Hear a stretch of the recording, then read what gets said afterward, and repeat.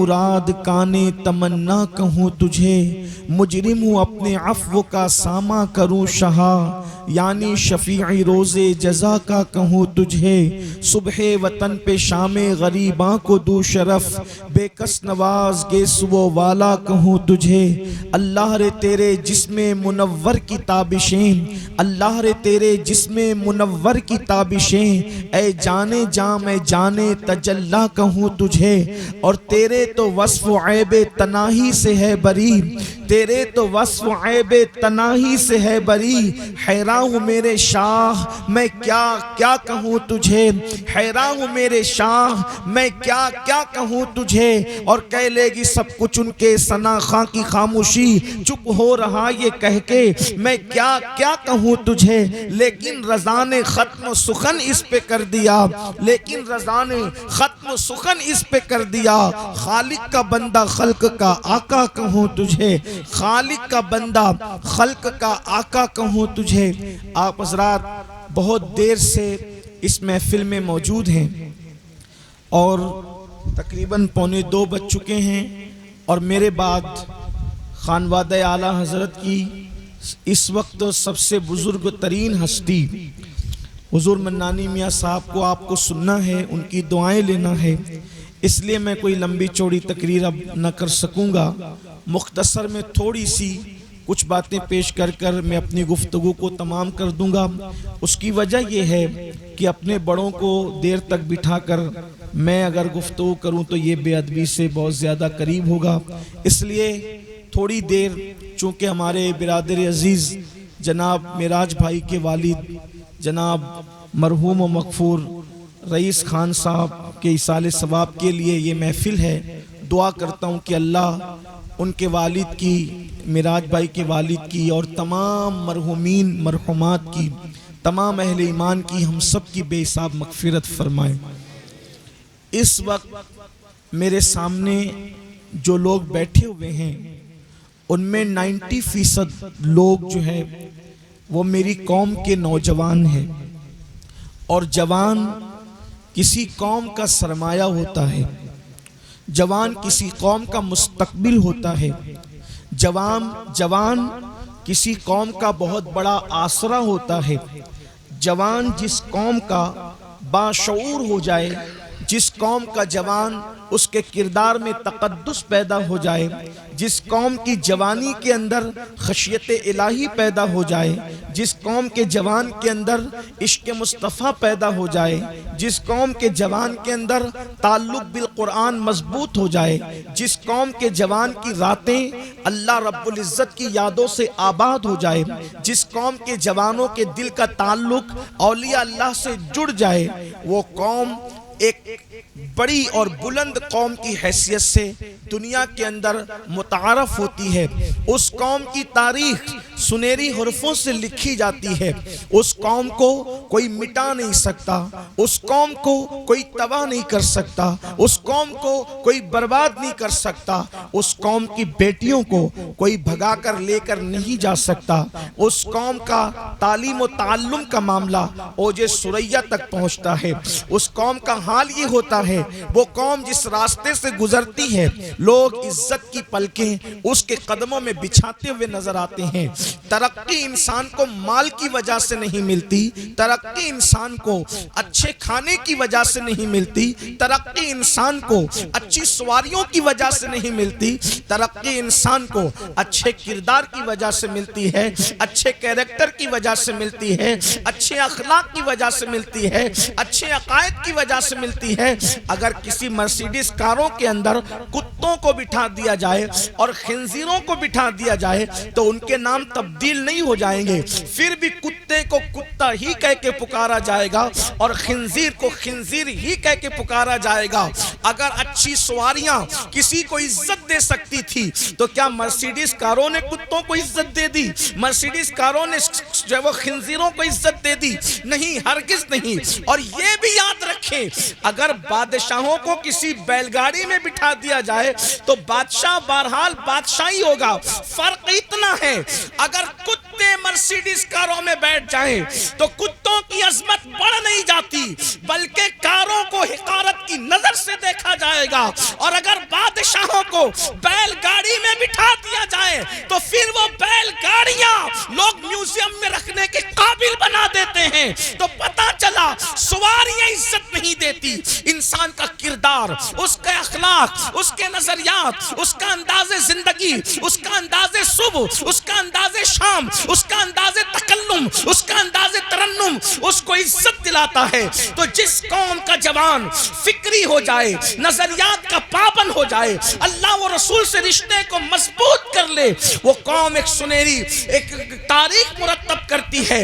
اور جس قوم کا جوان راتوں کو عیاشی کرے، جس قوم کا جوان ناچنے لگ جائے، جس قوم کا جوان نشہ کرنے لگ جائے، جس قوم کا جوان شراب پینے لگ جائے، جس قوم کا جوان زنا کرنے لگ جائے، جس قوم کا جوان شادیوں میں ناچے، جس قوم کا جوان تاش کے پتے کھیلے، جس قوم کا جوان جوا کے اڈوں کو آباد کرے، جس قوم کا جوان پوری رات انٹرنیٹ پر گندی پکچریں دیکھتے رہے، پھر اس قوم کو کچل دیا جاتا ہے، اس قوم کو تباہ کر دیا جاتا ہے، اس قوم کو برباد کر دیا جاتا ہے۔ مٹنے والی قوموں کا جو انداز ہے وہ ساری چیزیں آج میری قوم کے جوانوں کے اندر موجود ہے۔ وہ کون سا جرم ہے، وہ کون سا گناہ ہے، وہ کون سی برائی ہے، وہ کون سی بے حیائی ہے جو قوم مسلم کے اندر موجود نہیں۔ آج مجھے عنوان دیا گیا ہے احترام رسول کا، میں اسی پر گفتگو کروں گا۔ اندازہ کریں احترام رسول کا مطلب کیا سمجھ رکھا ہے۔ مفتیان کرام، بڑے علماء کرام موجود ہیں، اور پھر خانواد اعلیٰ حضرت کے عظیم چشم چراغ بھی موجود ہیں۔ بڑی معذرت کے ساتھ ہم نے کسی بھی عنوان کو ایک طور پر لے لیا ہے، اور لے کر کے جو چیز ہمیں اپنے نفس پہ آسان لگتی ہے ہم نے اسی کو وہ سارے کریڈٹ دے رکھے ہیں، باقی سے ہم نے نظریں چرا لی ہے۔ احترام مصطفیٰ کا مطلب کیا؟ آج میں سنیوں کے مجمع میں، اہل سنت کے مجمع میں اپنے دل کی بات رکھنا چاہتا ہوں، درد دل کے طور پر۔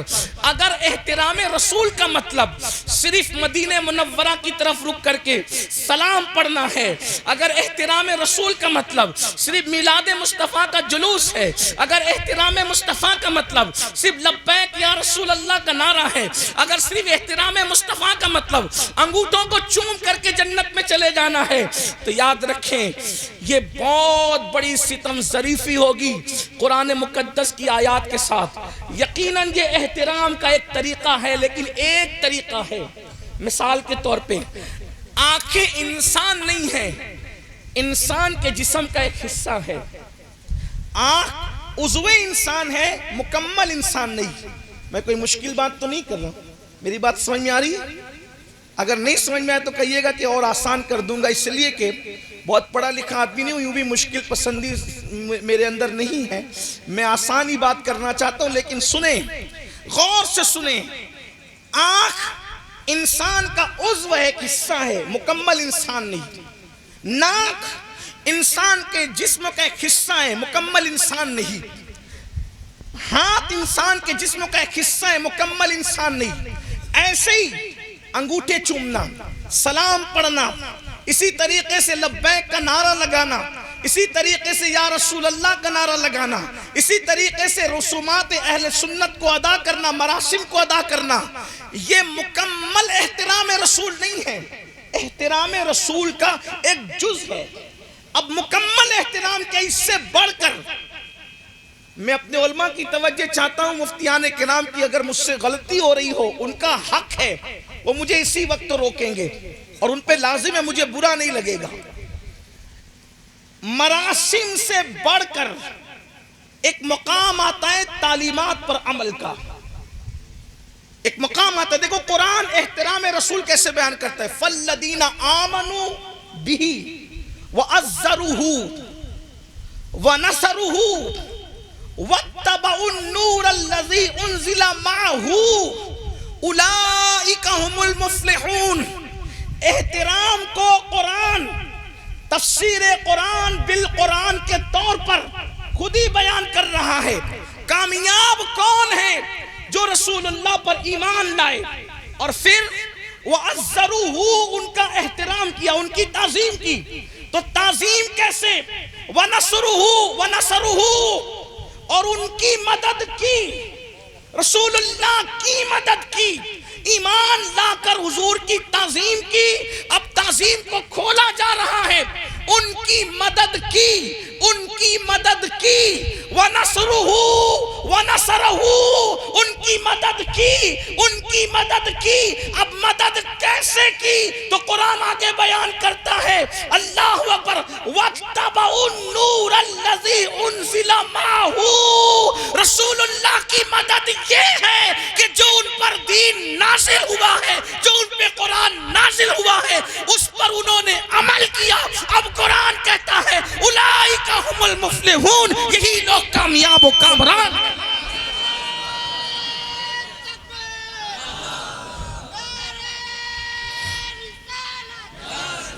احترام کی بہت ساری شکلوں میں سے. اب آپ نے نام مصطفیٰ پہ انگوٹھا تو چوما، الحمدللہ ہم چومتے ہیں، چومنے کی دعوت بھی دیتے ہیں.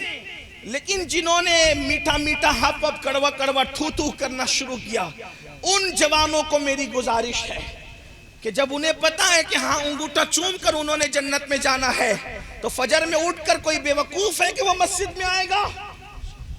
میں اہل سنت کے مراسم سے ایک انچ ہٹنے کے لیے تیار نہیں. فکر رضا ہماری پہچان ہے، فکر رضا ہماری جان ہے، فکر رضا کے ہم پابند ہیں. اوروں کو فکر رضا اسٹیج تک کفایت کر سکتی ہے، لیکن ہماری تو بیعتیں، ہماری خلافتیں فکر رضا کی شرط پر موقوف ہے. اگر ہم رات کے اندھیرے میں بھی اس سے ہٹ جائیں تو کسی کو ہم سے خلافت چھیننے کی بیعت ختم کرنے کی ضرورت نہیں، خود بخود ختم ہو جائے. ہم تو پابند ہیں اپنی آخرت کے لیے فکر رضا کے، اور ہمیں پابند رہنا ہے. اس لیے کہ امام احمد رضا نے سودا گران میں بیٹھ کر کوئی نئی فکر ایجاد نہیں کی. وہ فکر جو صدیق اکبر نے دی تھی، فاروق اعظم نے دی تھی، عثمان غنی نے دی تھی، مولا علی نے دی تھی، کربلا سے امام حسین نے دی تھی، امام زین العابدین نے دی تھی، امام باقر نے، جعفر صادق نے، موسیٰ کاظم نے، علی رضا نے، جناب تقی نے، جناب نقی نے، حسن عسکری نے دی تھی، بغداد سے غوث اعظم نے، ہندوستان سے غریب نواز نے، دلی سے بختیار کاکی نے، محبوب الہی نے، خواجہ باقی باللہ نے، سرہند سے مجدد الفسانی نے، ماریرہ سے شاہ برکت اللہ نے، بلگرام سے قطب بلگرام نے جو فکر دی تھی وہی امام احمد رضا دیتے نظر آ رہے ہیں. اور وہ فکر کیا ہے؟ فکر رضا یہ ہے، انہیں جانا، انہیں مانا، نہ رکھا غیر سے کام. للہ الحمد. نعرے تکبیر، نعرے رسالت، مسلک اعلی حضرت سید امین القادری صاحب قبلہ. نعرے تکبیر، نعرے رسالت.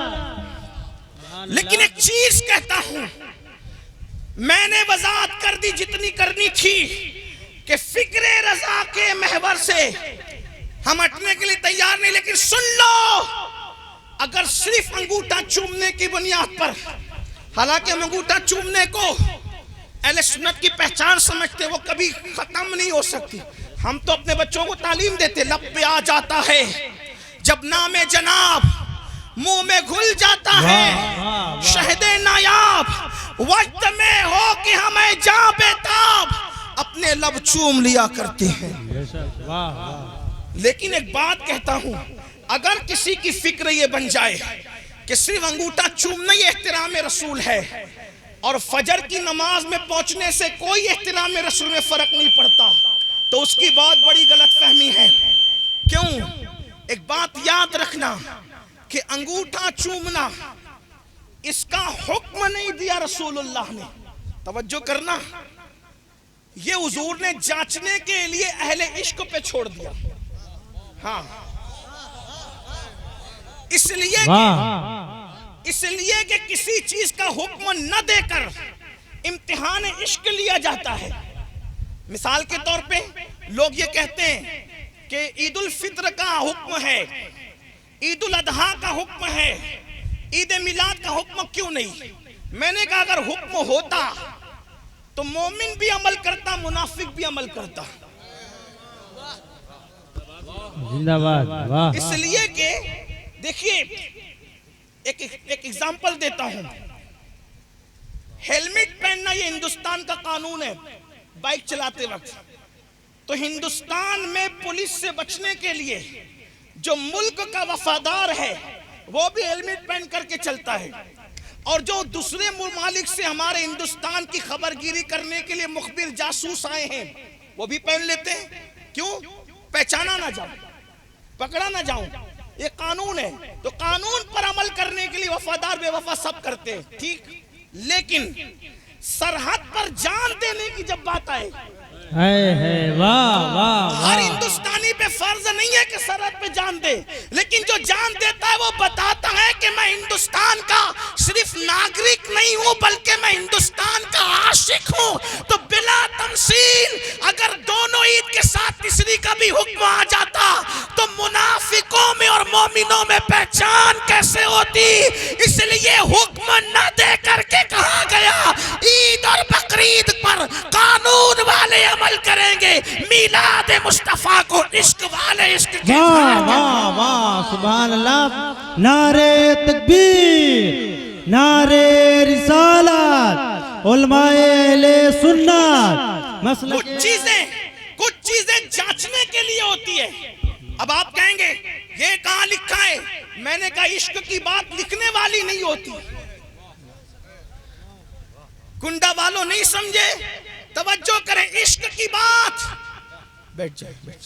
یہ جو لوگ نظران دے رہے ہیں ان سے میری گزارش ہے، میں کوئی تکبر کے طور پہ منع نہیں کر رہا ہوں، اور جو ہے وہ یہ نہیں کہ میں گھمنڈی ہوں تو میں مت دو نہیں کہہ رہا ہوں. آپ سے کہتا ہوں نذرانہ دینے سے مجھے جتنی خوشی ہوگی اتنا میرے نبی کا فرمان اگر آپ سن لیں گے تو اس سے زیادہ مجھے خوشی ہوگی. اس لیے آپ تھوڑا ڈسٹرب نہیں کریں. یہ مشاعروں کا مزاج ہے، نعت خانوں کی محفلوں کا، قوالیوں کی محفلوں کا مزاج ہے کہ آپ نذرانہ دینا چاہیے، لینے والوں کو بھی لینا چاہیے. جو نذرانہ نہ لے، حدیث پاک میں آتا ہے جو ہدیے کو منع کرے اللہ اس پر ایک دن ایسا لائے گا کہ وہ مانگے گا تو بھی اس کو نہیں ملے گا. اللہ. اس لیے اگر کوئی کھجور بھی دے دے، سوکھا ہوا چھوارا بھی دے دو تو ہدیے میں لے لیا کرو. پھر کہہ رہا ہوں میں منع نہیں کر رہا ہوں، لیکن مجھے اس سے زیادہ تھوڑی سی اگر آپ آتے بیٹھتے تو دوسروں کو ڈسٹرب ہوتا ہے. تو اگر آپ مجھ سے کچھ نذرانہ لے لیں آج عشق مصطفیٰ کا تو زیادہ خوشی ہوگی. آپ بھی بیٹھو بابو، آپ بھی بیٹھو، سب بیٹھو. ایک بار درود شریف پڑھو. صلی اللہ علیہ وسلم. میں بہت دیر نہیں بولوں گا. دیکھیے میں پھر کہہ رہا ہوں کہ دیر نہیں بولوں گا، لیکن آپ اگر توجہ کر لیں گے تو میرا آنا ایسا لگتا ہے کہ شاید کامیاب ہو جائے. عشق کی ایک بار درود شریف پڑھے پہلے. اس کو بھی تھوڑا اس کو خسکا دو. رب صلی وسلم دائما ابدا علی حبیبک خیر الخلق کلہم الصلاۃ والسلام علیک. بھائی درود شریف پڑھنے کے لیے کہتا ہوں تو آپ لوگ پڑھتے ہی نہیں. ایک بار بلند آواز سے عاشقوں کی طرف پڑھیں. اللہم صلی علی سیدنا و مولانا محمد معدن الجود والکرم وآلہ وصحبہ وبارک وسلم. صلاۃ و سلام علیک یا رسول اللہ صلی اللہ علیہ وسلم. عشق کی بات لکھی ہوئی نہیں ہوتی. وجہ اس کی یہ ہوتی ہے کہ اگر عشق کی بات لکھ دی جائے تو لوگ پابند ہو جائیں. جیسے کہ قرآن کہتا ہے کہ منافقین بھی نماز پڑھتے ہیں. آپ قرآن اٹھا کر کے پڑھیں تو آپ کو پتہ چلے گا. بلکہ وہ عمل بھی کرتے ہیں، بہت محنت کرتے ہیں. قرآن کہتا ہے عاملۃ ناصبۃ تصلیٰ نارا حامیہ. عمل کر کے آئیں گے، محنت کر کے آئیں گے، پھر بھی جہنم میں ڈالے جائیں گے. فویل للمصلین. یہ کس کے لیے؟ تو قانون جو بن جائے نا تو اس پر پھر سب عمل کرتے ہیں. تو قانون، عشق کو قانون نہیں بنایا جاتا، عشق جانچنے کے لیے ہوتا ہے. جیسے میں نے عرض کیا تو اگر میلاد النبی کا بھی کوئی آیت آ جاتی واضح طور پہ کہ میلاد مناؤ تو پھر سب کو منانا پڑتا. تو پھر عاشقوں میں اور غیر عاشقوں میں کیسے پہچان ہوتی؟ ٹھیک. اب آپ کہیں گے کہ یہ تو آپ نے منطقی طور پہ کہہ دی کہ قرآن حدیث میں کہیں لکھا ہے. پھر کہتا ہوں کہ لکھی ہوئی نہیں ہوتی. عشق بغیر لکھی ہوئی چیزوں کو خود سکھاتا ہے. عشق خود سکھاتا ہے. جیسے جس کو عشق ہوگا، توجہ کرنا، جس کو عشق ہوگا، جتنا عشق ہوگا اتنا احترام ہوگا. جتنا عشق ہوگا اتنا احترام ہوگا. عشق میں جتنی کمزوری آئے گی احترام میں اتنی کمزوری آئے گی. مثال کے طور پہ صحابہ کو دیکھو، پورا 1400 سال کا حدیث کا ذخیرہ کھنگال کر آپ دیکھیں، تفسیر کا ذخیرہ کھنگال کر دیکھیں، کسی حدیث میں اللہ کے رسول نے یہ نہیں فرمایا کہ جب میں وضو کیا کروں تو میرے وضو کا جو پانی ہے تم اس کو اٹھایا کرو، چہرے پہ ملا کرو، سینے پہ ملا کرو. یہ کوئی حدیث میں نہیں ہے، کسی حدیث میں نہیں ہے. کیوں؟ حدیث میں آتا تو پھر منافقین بھی کرتے نا. لیکن صحابہ کرام کا دستور کیا تھا؟ عروہ ابن مسعود ثقفی جب حدیبیہ کے موقع پر مکے کے لوگوں نے کہا عروہ جاؤ اور محمد کی فوج کو دیکھو، روح فدا صلی اللہ علیہ وآلہ وسلم، جب بھی آقا علیہ السلام کا نام سنا کرو تو درود شریف پڑھا کرو، صلی اللہ علیہ وآلہ وسلم کہا کرو. کیا سیکھا میرے بھائی؟ یہ حق ہے حضور کا کہ حضور پہ درود پڑھا جائے جب جب نام لیا جائے. مقرر سے سنو محمد تو کیا کہو؟ صلی اللہ علیہ وآلہ وسلم. احمد یا رسول اللہ، یا نبی اللہ. اگر حضور کو مخاطب کر کے کوئی آپ بھی بول دے تو کیا کہو؟ حضرت کہہ دے حضور کی طرف اشارہ کر کے تو کیا کہو؟ حضرت کہے تو کیا کہو؟ امام الانبیاء کہے تو کیا کہو؟ یعنی جس صیغے سے رسول اللہ صلی اللہ علیہ وآلہ وسلم کو یاد کیا جائے آپ درود پڑھیں. اگر آپ نہیں پڑھتے تو میرے آقا فرماتے جو درود پڑھنا بھول گیا وہ جنت کا راستہ بھول گیا. اس لیے جب محفل میں آؤ تو یہ سب چیزیں سیکھو. یہ اصل ہے، یہ تعلیمات ہے. ہم رسومات پر توجہ دے رہے ہیں، تعلیمات پر نہیں. اور ہماری تباہی کی سب سے بڑی وجہ یہی ہے. تو میں جلدی جلدی بات آگے بڑھاؤں. عرض کر رہا تھا عروہ بن مسعود ثقفی یہ بہت زیادہ ذہین آدمی، بہت ہوشیار آدمی، مکہ المکرمہ کا بڑے بڑے درباروں میں قیصر و کسریٰ کے تاجداروں کے پاس آ جا کر کے سفارت کے معاملے کروائے تھے. اتنا ہوشیار تھا یہ شخص جسے دنیا عروہ کہتی ہے. حالانکہ بعد میں انہوں نے اسلام قبول کیا، شرف صحابیت ان کو حاصل ہوا. مکے والوں نے کہا کہ جا کر دیکھو محمد روح فدا صلی اللہ علیہ وآلہ وسلم نے کیا فوج تیار کی ہے. اب حدیبیہ میں عروہ جو ہے کہ گویا کے مخبری کرنے کے لیے آئے، اور خدا کا کرنا یہ حسن اتفاق تھا کہ ادھر عروہ دیکھنے آئے تھے کہ فوج کتنی ہے، لیکن حضور کے صحابہ کی تعداد کم و بیش 1500 تھی. اس وقت صرف 1500 تھی کم و بیش. اور حضور علیہ الصلوۃ والتسلیم نماز کی تیاری کر رہے تھے، اور جب نماز کی تیاری کر رہے تھے تو اس سے پہلے وضو کرنا تھا حضور کو. اللہ اکبر. جائے نماز پر جانے سے پہلے گویا کہ وضو کو شرف عطا کرنے کے لیے وضو کی تیاری فرما رہے تھے. رسول اللہ نے جیسے ہی پانی اپنے رخ والضحیٰ پہ ڈالا تو ساقی کوثر کے چہرے سے جب پانی لگ کر زمین کی طرف آیا، میں یہ کہنے کا قطعی روادار نہیں ہوں کہ پانی گرا، اس لیے کہ واللہ جو میرے نبی کے وجود سے لگ جائے پھر وہ گرا نہیں کرتا. یہاں کوئی چیز نسبت حاصل کر کے گرتی نہیں ہے، نبی تو گرتوں کو اٹھانے کے لیے تشریف لائے تھے. یہی ہمارے احترام ہے، یہی ادب رسول ہے. اور ادب کی وجہ سے لوگ ہمیں بدعتی کہتے ہیں، لیکن میں بتانا یہ چاہتا ہوں واللہ ادب بدعت نہیں ہے. ادب تو جبریل کی بھی سنت ہے اور صدیق کی بھی سنت. واہ واہ واہ سبحان اللہ سبحان اللہ. واہ واہ. بس بات اتنی ہے کہ ادب والوں کو ادب آتا کیسے؟ اقبال کہتے ہیں جب عشق سکھاتا ہے، عشق والوں کو کوئی نہیں سکھاتا، اہل عشق کو عشق خود سکھاتا ہے. جب عشق سکھاتا ہے آداب خود آگاہی کھلتے ہیں غلاموں پر، اسرار شہنشاہی تو یہ انسان نہیں سکھاتا، عشق خود سکھاتا ہے کہ کرنا کیا ہے۔ یہ بات سمجھنے کی ہے۔ صحابہ کرام نے ساقیے کوثر کے چہرے کا، رخ ودعا کا غسالہ اپنے ہاتھوں میں لیا۔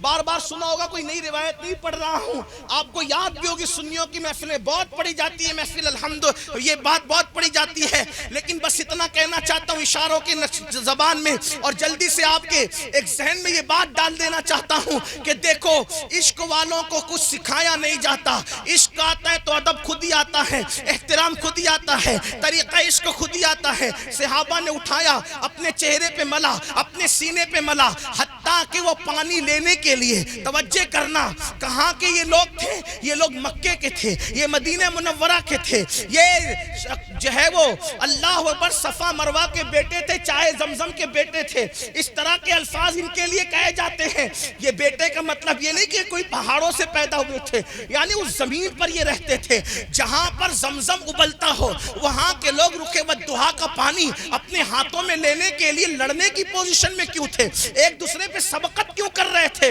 اور پانی لے کے، جس کو پانی نہیں ملتا تھا وہ پانی کی تری لے کر کے سینے پہ مل رہا تھا، اور وہاں نے یہ منظر دیکھا۔ اب رسول اللہ نے کہیں فرمایا کہ ایسا کرنا، کہا کبھی نہیں، کبھی نہیں کہا۔ اگر کسی کو معلوم ہو تو مجھے بتائیں، میری معلومات میں اضافہ ہوگا، کیونکہ میں ایک طالب علم ہوں اور زندگی بھر میں نے سیکھنا ہے۔ آپ سکھا دیں، آپ کی نوازش ہوگی۔ اور یہ نہیں کہتا، میں وہ آدمی نہیں ہوں کہ یہ کہوں کہ بخاری میں لکھا ہوگا تو میں مانوں گا ورنہ نہیں مانوں گا، کیونکہ میں نے بخاری کا کلمہ نہیں پڑھا ہے، میں نے محمد الرسول اللہ کا کلمہ پڑھا ہے۔ ہم کتاب کی بنیاد پہ نبی کی بات نہیں مانتے، توجہ کرنا، ہم کتاب کی بنیاد پہ نبی کی بات نہیں مانتے، نبی کی باتوں کی بنیاد پہ کتابوں کو مانا کرتے ہیں۔ بخاری اس لیے اصول کتب بعد کتاب اللہ ہے کہ اس میں میرے نبی کے بیانات، خطابات، فرمودات اس طرح لکھے گئے ہیں جس طرح لکھنے کا حق تھا۔ ہم نے دین پہ، کتابوں پر محدود نہیں کیا دین کو، بلکہ اگر کسی دیوار پہ بھی نبی کا فرمان لکھا ہوگا تو ہم دیوار کا بھی ادب کرنا جانتے ہیں۔ آپ بات سمجھے؟ تو کسی بھی کتاب میں سے آپ مجھے بتا دیں، اگر آپ اپنی فضائل اعمال ہی سے بتا سکتے تو بتا دیں، آپ اپنی تقویت الایمان سے ہی بتا سکتے تو بتا دیں، ہم مانیں گے نا اس کو کہ اگر حضور نے کہیں کہا ہو کہ میرا غسالہ بدن پہ ملنا، چہرے پہ ملنا، لیکن مجھے پتا ہے نہیں بتا سکیں گے۔ وجہ، عشق والوں کو ادائے عشق خود عشق سکھاتا ہے، لیکن حیرت یہ ہے کہ محبوب منع نہیں کرتا کہ یہ کیا کر رہے ہو، یہ کیا شرک ہے، یہ کیا بدعت ہے، یہ کیا خرافات ہے۔ کیوں؟ اس لیے کہ عشق کی اداؤں کو ادا کرنا خرافات نہیں ہوتا، بلکہ معراج ایمان ہوا کرتا ہے۔ اور اس کا فائدہ کیا ہوتا ہے؟ توجہ کرنا، آج کے تناظر میں عروہ کی بات کہہ رہا ہوں۔ آج مسلمان کہتے ہیں پوری دنیا مسلمان مارا جا رہا ہے، کاٹا جا رہا ہے، پیٹا جا رہا ہے، لوٹا جا رہا ہے، یہ ہو رہا ہے، وہ ہو رہا ہے، وہ ہو رہا ہے۔ میں نے کہا 1500 تھے، 1500 تھے صرف۔ عروہ جا کر کہتے ہیں تم ان سے جیت نہیں سکتے۔ کس سے جیت نہیں سکتے؟ کس سے جیت نہیں سکتے؟ ان 1500 سے جن کے پاس کوئی ہتھیار نہیں تھا۔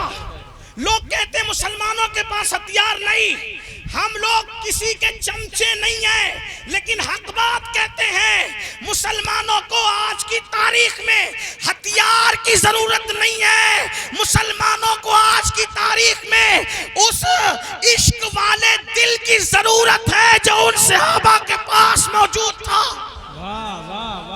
اس لیے کہ عشق کو اتنا پاورفل کر دیتا ہے، جہاں ہتھیار ناکام ہوتے ہیں وہاں عشق کامیابی کی طرف لے کر کے جاتا ہے۔ واللہ جو عشق انسان کو عرش کی سیر کرا دے وہ عشق انسان کو کہاں نہیں پہنچا سکتا۔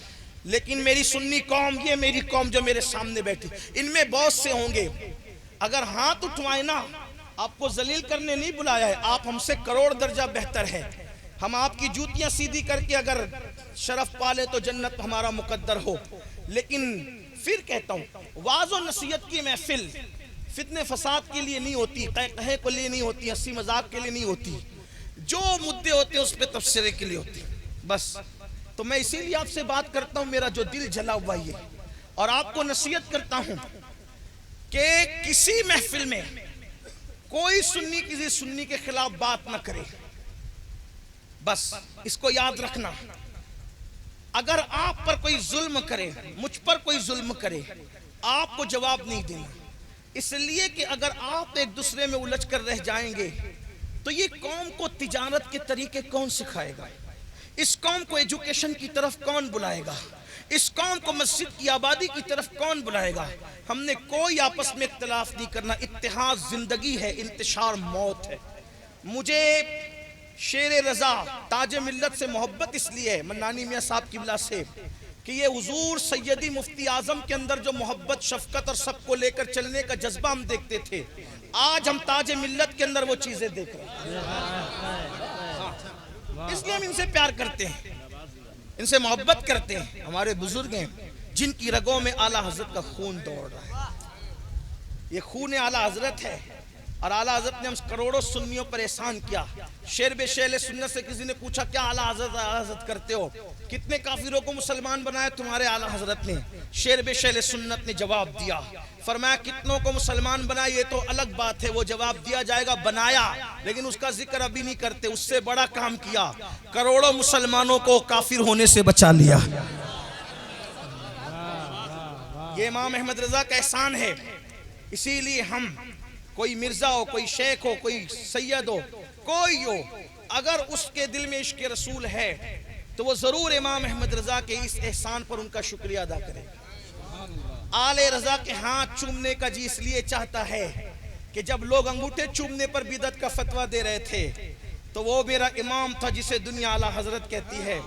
آپ نے منیر العین نام کا پورا رسالہ لکھ کر انگوٹھا چومنے کے ثبوت پر عطا کیا. امام احمد رضا نے مراسم اہل سنت کو دلیل کی زبان عطا فرمائی. ان کا احسان ہے، اسی لیے ہم پیار کرتے ہیں ان سے بھی، ان کی آل سے بھی. اور ہم دعا کرتے ہیں حامد و مصطفیٰ رضا کے پھول مہکے تا حشر یا رسول اللہ. ہماری دعا ہے، اور ہماری دعا کی کیا، ہم کیا، میرے امام نے خود دعا کی اپنی آل کے لیے. کہتے ہیں صبا وہ چلے کہ باغ پھلے، وہ پھول کھلے کہ دن ہو بھلے، لوا کے تلے ثنا میں کھلے رضا کی زباں تمہارے لیے. چیلنجز بہت ہے، چھوٹی چھوٹی باتوں پر آپس میں الجھ جانا یہ دانشمندی نہیں. اس لیے میں کم سے کم مجھ سے محبت کرنے والوں کو میں اتنا کہتا ہوں کہ ہماری تائید میں، حمایت میں کسی سنی کو آپ برا نہ کہیں. آپ جن لوگوں کو محبت ہے ان کے محبتوں کا شکریہ، لیکن اگر ایک آدمی سمجھداری سے کام لے لے تو بہت سارے مسائل حل ہو جاتے ہیں. ٹھیک ہے، باقی بات اللہ پہ چھوڑو، کون کیا ہے، کون کیسا ہے، یہ قیامت کے دن خود ہی کھل جائے گا. ہم دنیا کے اندر میدان محشر کیوں بپا کیے ہوئے ہیں کہ یہ جنتی، یہ ایسا، یہ ویسا، وہ ویسا. حضرت منانی میاں صاحب کا ایک جملہ مجھے بہت پیارا لگتا ہے. ان جو اپنے لب و لہجے میں وہ کہتے ہیں تو مجھے اچھا لگتا ہے. وہ کہتے ہیں جو سنی مسکرائے گا وہ سیدھا جنت میں جائے گا. حضرت کہتے ہیں، بہت اچھا لگتا ہے مجھے. ہاں دیکھیے، پھر انہوں نے میں نے ان کو مسکرانے پر مجبور کر دیا. حالانکہ میرا مزاج یہ نہیں ہے. تو جو سنی مسکرائے گا وہ سیدھا جنت میں جائے گا. ماشاءاللہ، سبحان اللہ. انشاءاللہ ہم سب لوگ ہوں گے انشاءاللہ اپنے آقاؤں کے جھنڈے تلے. بات دور نکلی، عرض کیا کر رہا تھا کہ آج کے اس ماحول میں مسلمانوں کی فتح کا طریقہ کیا ہے. اگر 72 فرقوں کے وہ لوگ بھی میری گفتگو کو سن رہے تو میں کہوں گا کہ مسلکی تعصب پر اس کو لینے کی بجائے اس کو سیریس لو، کیونکہ جان پر تمہارے بھی بنائیے، جان پر اوروں کے بھی بنائیے. اگر تحفظ چاہتے ہو، مدرسے بچانا ہے، مسجدیں بچانا ہے، اور اپنی جان بچانے، اپنی اولاد بچانا ہے، کریں کیا؟ عروہ نے کہا مکے والوں، ان مٹھی بھر، وہ تو ہیں مٹھی بھر، بلکہ مٹھی بھر انہوں نے بعد میں کہا ان سے تم نہیں جیت سکتے، ان سے نہیں جیت سکتے. تو کہا کیوں؟ ہتھیار زیادہ ہے، فوج زیادہ ہے. کیا جمع کیا ہے محمد نے؟ روحی فدا صلی اللہ علیہ وسلم، کیونکہ یہ ان کے جملے اس لیے مجھے مجبوراً بولنے پڑ رہے ہیں کہ ان کا لہجہ سمجھ میں آئے۔ کیا جمع کیا انہوں نے؟ تو عروہ نے کیا کہا تھا؟ عروہ کہتے ہیں بہت فوج جمع نہیں کی، لیکن میں قیصر کے دربار میں بھی گیا، کسریٰ کے دربار میں بھی گیا، میں یمن والوں کے پاس بھی گیا، میں بڑے بڑے بادشاہوں کے دربار میں گیا، لیکن کسی بادشاہ کا اتنا احترام کرتے ہوئے میں نے رعایا کو نہیں دیکھا جتنا محمد عربی کے غلام محمد عربی کا احترام کرتے ہیں۔ جنگیں فرزانوں سے جیتی جا سکتی ہے، جنگیں دیوانوں سے نہیں جیتی جا سکتی۔ واہ واہ، محمد نے فرزانے نہیں، محمد نے دیوانے پیدا کیے۔ نعرہ تکبیر۔ پتہ چلا اپنی ڈیٹ کی الگ الگ بنانے کی بجائے سب محنت کرو، دیوانہ بنا دو لوگوں، رسول اللہ کا دیوانہ بنا دو۔ کیسا دیوانہ؟ انہیں جانا۔ کیسا دیوانہ؟ انہیں جانا، انہیں مانا، نہ رکھا غیر سے کام۔ للہ الحمد، میں دنیا سے مسلمان گیا۔ اب مسلمان گیا تو اس کے بعد قصہ ختم ہوا نہیں۔ اگر مسلمان گیا ان کے عشق پہ گیا تو ہوا کیا؟ سب کے پاس نکیرین آتے ہیں تو زمین چیرتے ہوئے آتے ہیں، لیکن محمد الرسول اللہ کے دیوانے کے پاس آتے ہیں تو پھر وہ نکیرین کا حال کیا ہوتا ہے؟ پھر وہی میرا امام بیان کرتا ہے، نکیرین کرتے ہیں تعظیم میری، نکیرین کرتے ہیں تعظیم میری، فدا ہو کے تجھ پہ یہ عزت ملی ہے۔ دنیا میں جیت ملے گی عاشقوں کو، قبر میں نکیرین تعظیم۔ اسی میں بات ختم ہوئی کا نہیں، ابھی بھی ختم نہیں ہوئی۔ پھر کہا عشق والوں کو کیا ملتا ہے؟ وہ کہا خاک ہو کر عشق میں آرام سے سونا ملا۔ گویا کہ قبر میں بھی سکون سے سوتے عشق والے، خاک ہو کر قبر میں آرام سے سونا ملا۔ جان کی اکسیر ہے الفت رسول اللہ۔ تو صحابہ کرام نے عشق بتایا اور وہ متاثر ہوئے اور کہا تم ان سے جیت نہیں سکتے۔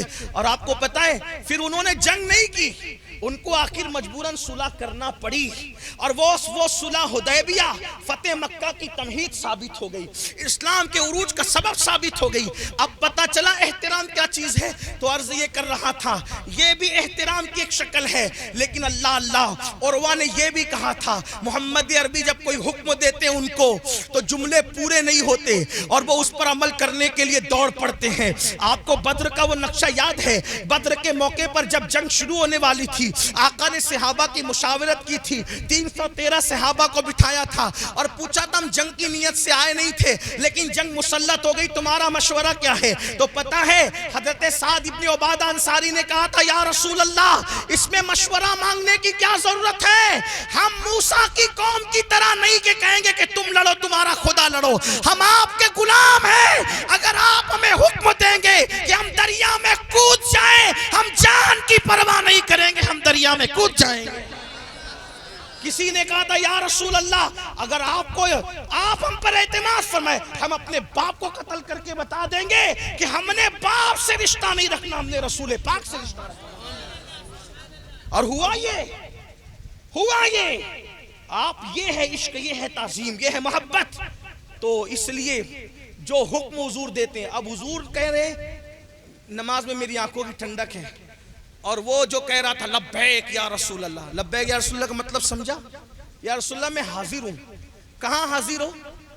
نعرے پہ اعتراض نہیں مجھے، لگاؤ خوب لگاؤ۔ کہاں حاضر ہو؟ حضور نے کہا داڑھی رکھ، حاضر ہو؟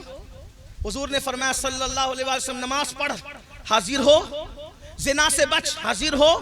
عورتوں پہ بدنگاہی مت کر، حاضر ہو؟ شادی پہ فضول خرچی مت کر، حاضر ہو؟ کہیں حاضر نہیں اور جلسے میں کہتے ہو یا لبیک یا رسول اللہ۔ ہر جگہ سے تو غائب ہو، مسجد سے غائب، علم سے غائب، تقوی سے غائب، پرہیزگاری سے غائب۔ کس کی بارگاہ میں جھوٹ بول رہے ہو؟ کس کی بارگاہ میں مکر کر رہے ہو؟ اللہ کے رسول کا کتنا دل دکھاؤ گے اور کب تک دکھاؤ گے؟ سرکار علیہ السلام فرماتے نماز میں میری آنکھوں کی ٹھنڈک ہے۔ قرآن میں کسی چیز کا حکم ایک بار آیا، دو بار آیا، تین بار آیا، نماز کا حکم 700 مرتبہ آیا۔ اس سے زیادہ اللہ نے کوئی حکم نہیں دیا۔ نماز کتنے لوگ پڑھتے ہیں؟ اگر ہاتھ اٹھوا لے نا ذلیل کرنے، پھر کہتا ہوں نہیں بلایا گیا آپ کو۔ کتنے لوگ عشاء پڑھ کے آئے پتہ چل جائے گا، اور جا کے کتنے فجر پڑھیں گے یہ بھی پتہ چل جائے گا۔ بلکہ جس بستی کے اندر جلسہ ہوتا ہے اس بستی میں فجر پڑھنے والے بھی اس دن فجر پڑھنے نہیں آتے، اس لیے کہ رات کے 3 بجے جگے گا تو وہ اٹھے گا کیسے؟ یہ بھی تو ہمارا حال ہے، بے وقت تک ہم جلسے چلائیں گے، لوگوں کو جگائیں گے، جو نہیں پڑھتے وہ تو آنا ہی نہیں ہے، جو پڑھتے وہ بھی غائب ہوں گے اس دن۔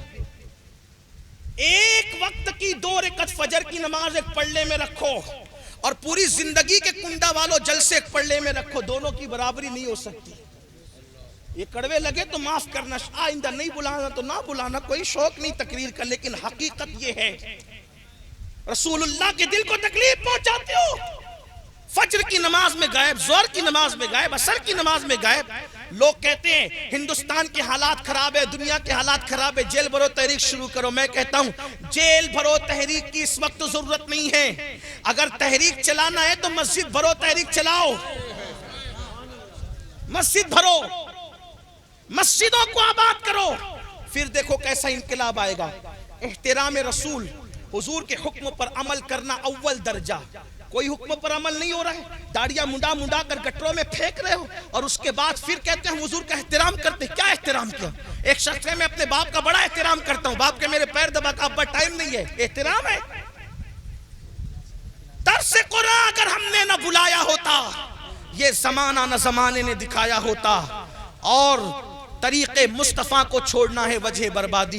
اسی سے قوم دنیا میں ہوئی بے اقتدار، اپنی ہمیں کرنی ہے شہنشاہ بطحاں کی رضا جوئی، وہ اپنے ہو گئے تو رحمت پروردگار اپنی۔ لیکن یہ بات بھی کہہ دوں جاتے جاتے، دیکھو آج کل لوگ بے ادبی بھی کرتے ہیں، کچھ کا کچھ بکتے ہیں نبی ہماری طرح۔ میں کہتا ہوں میرے عزیز تو کیا بات کرتا ہے، تھوڑا غور سے تو سن۔ تو کہتا ہے میرے مولوی نے کہا، میرے بھائی مولوی قبر میں نہیں آئے گا بچانے، اللہ کے رسول آئیں گے قبر میں۔ کسی مولوی کی بد زبانی سن کے تو ازیان کوئی کیوں کرتا ہے؟ ظاہر میں نے کہا میرا بھائی اپنا ابا بھی اپنی طرح نہیں ہے، ظاہر میں بھی نہیں ہے۔ کہا کیوں؟ میں نے کہا ابا کا چہرہ دیکھو تو مقبول حج کا ثواب ملتا ہے، اور اپنے آپ کو دیکھو تو کوئی ثواب نہیں ملتا۔ تو بولو جب ابا اپنی طرح نہیں ہو سکتے تو رسول پاک اپنی طرح کیسے ہو سکتے ہیں؟ تو تم ایسی باتیں کیوں کرتے ہو، بکواس کیوں کرتے ہو؟ اور دیکھو صحابہ کی بولی کیسی تھی۔ حضور کے سگے، حضور کے چچا حضرت عباس ابن عبد المطلب، حضور کے چچا کیا نام ہے؟ عباس ابن عبد المطلب، وہ جو معجزہ بیان کرتے ہیں نا کہ حضور چاند سے کھیلتے تھے، میرے امام نے اس کو 2 مصروں میں بیان کیا۔ چاند جھک جاتا جدھر، انگلی اٹھاتے مہد میں، کیا ہی چلتا تھا اشاروں پر، کھلونا نور کا۔ یہ جو معجزہ جس نے دیکھا اپنی آنکھ سے وہ حضرت عباس ابن عبد المطلب۔ اب جنہوں نے حضور کا بچپنا دیکھا تو ان کی عمر حضور سے زیادہ ہی ہوگی نا۔ کسی نے عباس سے پوچھا عباس تم بڑے ہو کہ حضور بڑے ہیں؟ توجہ آپ کی، دیکھو یہ ایمان والوں کی بولی۔ کیا پوچھا؟ تم بڑے ہو کہ حضور بڑے ہیں؟ پوچھنے والے کی منشا کیا ہو سکتی تھی؟ عمر ہی پوچھ رہا تھا نا۔ چچا سے پوچھا جا رہا ہے آپ کے بھتیجے جو اللہ کے رسول ہے وہ بڑے کیا آپ بڑے؟ چچا تھے، یہ نہیں کہ وہ تو میرا بھتیجا ہے، تو 14 سال پر کے بعد پیدا ہو کر کے رشتے جوڑتا ہے، وہ تو بھائی ہیں۔ لیکن یہ بریلی کی بولی ہے، میں بھولا آپ کی رفعت سے نسبت ہی ہمیں کیا ہے، میں بھولا آپ کی رفعت سے نسبت ہی ہمیں کیا ہے، وہ کہنے بھر کی نسبت تھی، کہاں ہم ہیں کہاں تم ہو۔ یہ ہے بریلی کی۔ بریلی اچھا اس لیے لگتا ہے کہ بریلی سے آواز ایسی آتی ہے، ہاں، ورنہ اور بھی علاقے یوپی میں موجود ہے۔ تو ان لوگوں کی عقل بند سے ہمیں تکلیف کیوں ہے؟ اسی لیے کہ وہ بھیا کہتے ہیں کہ بڑے بھائی ہیں، اور یہ بریلی والا کہتا ہے سرور کہوں کہ مالک و مولا کہوں تجھے، باغ خلیل کا گل زیبا کہوں تجھے، اور پھر کہتے ہیں کہ تیرے تو وصفوں عیب تنائی سے ہے بری، حیران ہوں۔ توجہ کرنا ذرا غور کر، حیران ہوں میرے شاہ، میں کیا کہوں تجھے۔ اب پلٹ کر کوئی پکڑے امام احمد رضا کا دامن، یہ کیا میں کیا بولیں گے آپ؟ وہ کہتے ہیں کہ عاشق کو اتنا تو شعور ہوتا ہے کہ میں نے بولنا کیا ہے، آپ کیا کیا بولیں گے؟ کہتے ہیں میں کیا کیا کہوں تجھے، کیا بولیں گے؟ تو کہتے ہیں میں تو چپی ہونے میں بھلائی سمجھتا ہوں۔ کہہ لے گی سب کچھ ان کے سناخا کی خاموشی، چپ ہو رہا یہ کہہ کے میں کیا کیا کہوں۔ تو کہا آپ مفتی بھی ہے، کیا کیا میں کیا کہیں گے؟ تو کہے گا حد تو ہے نا، لیکن رضا نے ختم سخن اس پہ کر دیا، خالق کا بندہ خلق کا آقا کہوں تو آقا کہوں، خالق کا آقا۔ تو اب لوگ آج کہتے ہیں 1400 سال کے بعد تو ہمارے بھائی ہیں، اور ایک حدیث اس میں پیش کرتے ہیں کہ حضور نے کہا کہ تمہارے بعد میرے عاشق ہوں گے، وہ میرے بھائی ہوں گے۔ جن کو حضور نے پیار سے بھائی کہا انہوں نے پوری زندگی بھائی نہیں کہا، عاشقوں کو کہا نا، بدعتیوں کو تھوڑی کہا۔ عاشقوں میں کون تھے جنہوں نے بن دیکھے پیار کیا؟ اویس کرنی، بشر حافی، جنید بغدادی، ذوالنون مصری، غوث اعظم، غریب نواز، یہ بن دیکھے پیار کرنے والے لوگ تھے۔ ان کو کہا، انہوں نے کہیں پلٹ کرنی کہا، انہوں نے تو کیا کہا؟ حضور ہم تو غلام ہیں۔ تو بہرحال حضرت عباس سے پوچھا، عباس تم حضور کے چچا ہو، تم بڑے ہو کہ حضور بڑے ہیں؟ عباس کہتے ہیں بڑے تو حضور ہی ہیں۔ یہ ہے ادب، کیا ہے؟ بڑے تو حضور ہی ہیں، البتہ میں حضور سے پہلے پیدا ہو گیا۔ یہ ہے عاشقوں کی بولی، یہ ادب۔ جب تک یہ ادب قائم تھا، ہمارا بادشاہ بھی ادب کرتا تھا، ہمارا بچہ بھی رسول اللہ کا ادب کرتا تھا، تب تک ہم بادشاہ تھے۔ جب سے رسول اللہ کو لوگوں نے اپنی طرح سمجھنے لگ گئے، حضور کی بے ادبی مکلمہ پڑھنے والے لگ گئے، کرنے لگ گئے، تو اس وقت سے مسلمانوں کو زوال آ گیا، ذلیل ہو گئے، رسوا ہو گئے۔ دیکھو بادشاہ لوگ کیسے ادب کرتے تھے، بڑا مشہور واقعہ ہے۔ محمود غزنوی کا نام سنا ہوگا۔ محمود کے ایک وزیر تھے جو ان کے پہلے غلام تھے، ان کا نام تھا ایاز۔ ایاز کا ایک بیٹا تھا، اس کا نام تھا محمد، اور ایاز نے اپنے بیٹے محمد کو مقرر کر رکھا تھا کہ بادشاہ کی خدمت تم نے کرنی۔ ایک دن غسل خانے سے آواز دی محمود نے، او ایاز کے بیٹے تو نے تولیہ نہیں رکھا؟ ایاز رک گئے، آج ایاز کا بیٹا کہہ کے کیوں پکار رہے ہیں، کوئی مسئلہ تو نہیں؟ بادشاہ باہر نکلے، حضور اگر جان بخشی ہو تو غلام کچھ عرض کرے؟ کہا ایاز کہو تمہیں رکاوٹ کس بات کی؟ کہا آج آپ نے غلام زادے کا نام لے کے نہیں پکارا، ایاز کا بیٹا کہہ کے پکارا، اور یہ ناراضگی کی علامت ہے۔ آپ نے میرے بیٹے کو غلام زادے کو نام کیوں نہیں لے کے پکارا؟ میرے آقا علیہ السلام کے غلاموں، محمود غزنوی نے کہا واللہ ایاز، محمد تیرے بیٹے کا نام بعد میں ہے، پہلے محمد مدینے والے سرکار کا نام ہے۔ جب میں تیرے بیٹے کو پکار رہا تھا میں بے وضو تھا، میں بے وضو نام محمد کیسے لے سکتا تھا؟ جب تک یہ ادب تھا تب تک مسلمان کامیاب رہے، کامران رہے۔ اسی لیے امام احمد رضا نے پوری زندگی رسول اللہ کا ادب سکھایا، حضور کا عشق سکھایا، حضور کی محبت سکھائی۔ آؤ ہم بھی عشق کی طرف آئیں۔ باتیں تو بہت سی ذہن میں لے کر آئے تھے کہ آپ سے باتیں کریں گے، آپ کے علاقے میں پہلی مرتبہ شاید آئے ہیں، لیکن وقت تو بہت زیادہ ہوا ہے، اور آپ سے کہتا ہوں جنہوں نے عشاء نہیں پڑھی وہ پہلے گھر جا کے عشاء پڑھو اور پھر فجر پڑھو۔ کل سے نماز شروع نہیں کرنا، آج اسے شروع کرنا، ابھی سے شروع کرنا۔ یاد رکھیں اللہ کے رسول علیہ السلام نے فرمایا جس نے جان بوجھ کر نماز چھوڑ دی قیامت کے دن اس کے ساتھ میرا کوئی وعدہ نہیں ہے، وہ میرے ذمے سے باہر ہے۔ اس لیے اپنے آپ پہ رحم کرو، بے نمازیوں کا کہیں ٹھکانہ نہیں ہے۔ بے نمازی تو اپنے آپ کو پکا مومن ثابت بھی نہیں کر سکتا، سب سے پہلے نماز کا حساب ہوگا۔ اس لیے نماز کے پابند بنو۔ اللہ ہم سب کو توفیق دے۔ گفتگو کے درمیان کوئی غلطی ہو تو اللہ معاف فرمائے۔ استغفر اللہ رب من کل ذنب واتوب الیہ وما علینا الا البلاغ۔